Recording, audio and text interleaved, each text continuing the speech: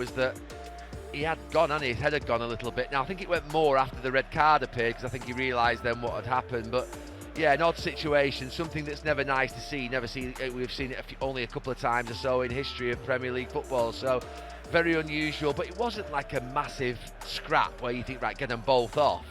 It was just a little bit of a tap, wasn't it? It was like the edge of his sort of fingers, and yeah, didn't have the best view of it either. So you're thinking to yourself, well, how much of a slap was it? But look, he's given the referee a decision to make. He's right on top of it, the referee, and he put his team, you would have imagined, in a very bad position, but didn't quite work out like that. I mean, you feared for Everton at that point. They'd made a strong start in the game, but after that, they were fantastic, starting with the goal from Dewsbury Hall. Yeah, I mean, it was a great goal, but that first 12 minutes, you're right, they were really good. They were authoritative from the beginning. They were quicker to the ball. They pushed high up the pitch. They were pressing well. United never got going in that first 12 minutes, but like you say, the red card, you're thinking, okay, how are Manchester United going to play? But I just thought that it was a mixture from Everton of really good defending, really good shape, really good energy, frustrated United, but also I thought that when they got on the ball through Ndiaye, Dewsbury Hall and Grealish, and Barry up front being a bit of a sort of battering ram and someone who flicked it on, I thought they did really well. I thought Garner was fantastic in midfield. They all took the ball. They didn't just pump it forward. They were a bit back to the wall in the second half, as you'd expect. But I thought after the red card in the first half, they played some really good stuff, particularly down here in front of us through Ndiaye. And look, they deserved the goal. I mean, it was coming. There was a couple of minutes before that where Dewsbury Hall, I think, had got involved as well. He cuts inside. He puts it into, I'm not going to say the far corner, because it wasn't. I thought the goalkeeper probably should have done better with it. But look, they deserved it, Everton. I thought that they were absolutely magnificent in that first half after the red card to respond to what is quite a challenging situation. Not just going down to 10 men, but the way in which you've gone down to 10 men, which can, to be fair, I mean, the rails, you can fall apart after something like that, and they didn't do. I thought they were fantastic from a mentality perspective, a shape perspective, a physical perspective, a defensive.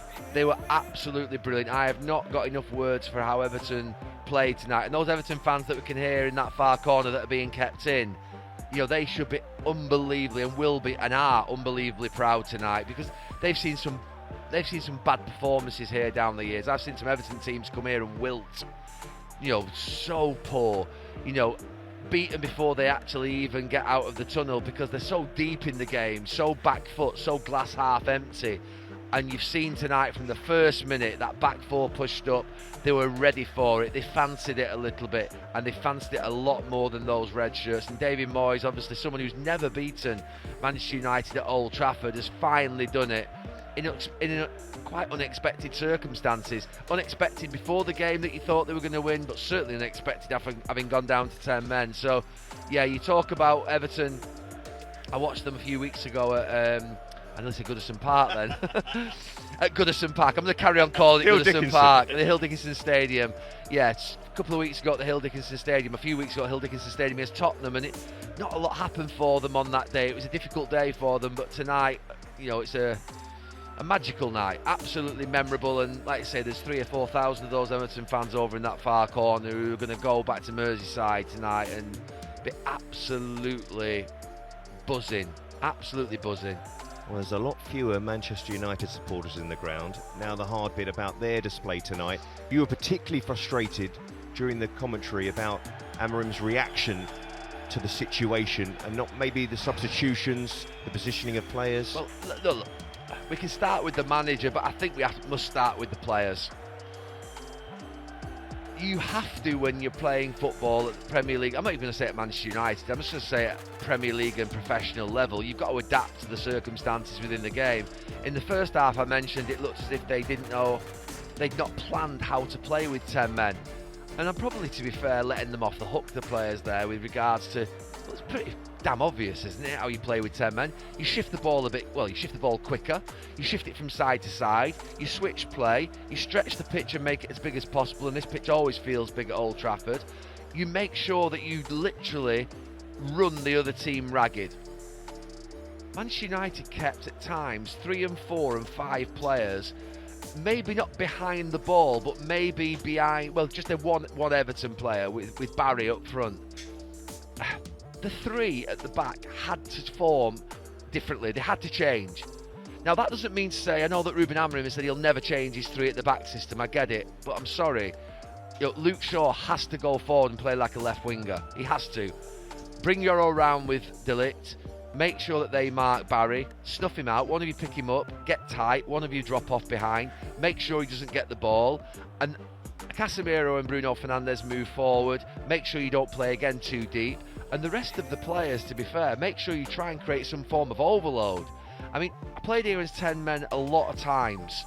And quite simply, you would never see me back. I'd be literally as wide as possible with either David Beckham or Antonio Valencia or Cristiano Ronaldo on that right-hand side. And Ryan Giggs and Dennis Irwin or Patrice Evra would be as wide as possible on this side. And you'd leave basically Scholes in there, literally switching play, which Bruno Fernandes can do, and you'd have that four in midfield of Everton charging from side to side, and eventually you work them, you fatigue their legs, you get bodies in the box. Manchester United left one man up front all night in Xerxes. They had to have two up. Just forget the two up from a point of view of changing your system, Ruben. Two up from a point of view of when there's crosses going in the box, you've got presence. You know, I know that Tarkowski and Keane, what you're trying to do with Tarkowski and Keane, he's not asking necessarily for players to go and beat them in the air, because they're better than probably Manchester United's players that were on the pitch. What you're asking to do is occupy them. You're occupying the centre-backs.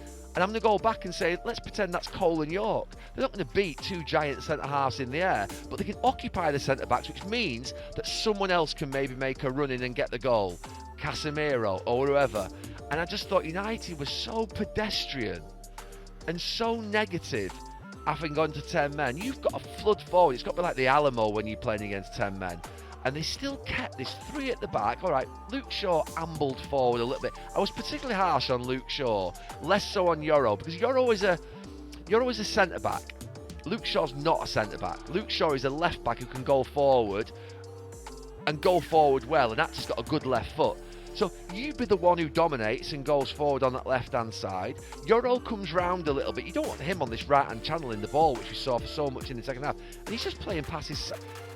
He's not capable of doing that. That's not his game. So I was harder on Shaw. I thought Shaw was so disappointing in the second half. I thought the substitution, and I'm riffing now, in no particular order as I feel it. Bringing Dallow on that far side and blocking that side off. I know Dorgu was having a tough night. He wasn't great at all. But at least he's got a left foot.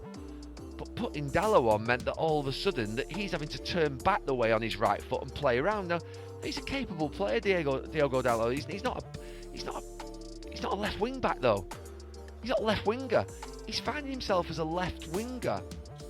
Dallow is not a left winger. And I just think the only player that I could say that maybe had anything about him, Ahmad showed a little glimpse of something.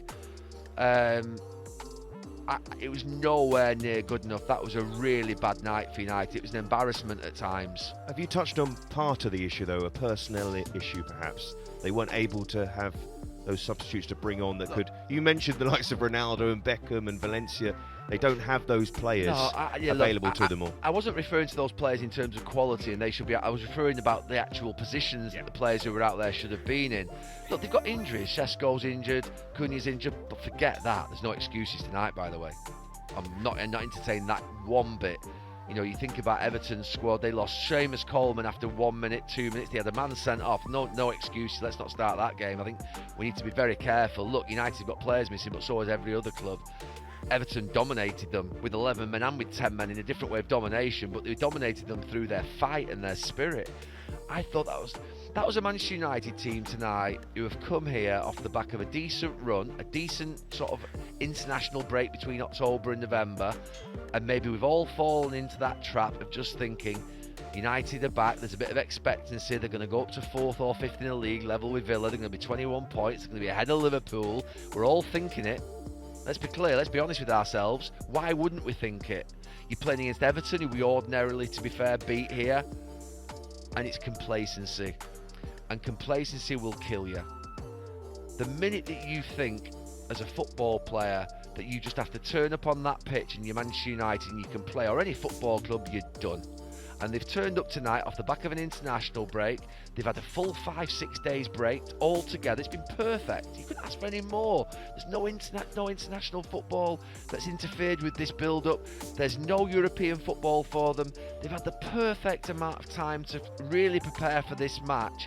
And it's as if they've imagined in their heads they're going to be in the Champions League places. And they've thought that maybe before the game. And it just smelt of complacency. From minute one, actually, they weren't at it from the beginning. I mean, that first 12 minutes before Idrissa Gueye got sent off, Everton were by far the better team. Quicker to the ball, sharper, more positive, looked more had more intent about them. And that is a bad one for United. And look, I actually think they've been a lot better in the last few weeks. I think that probably takes us back to Brentford away. And you can't go from here, good standards, and the fight that they showed in certain games in that period between Liverpool, the Liverpool game, the Forest game, the Tottenham game.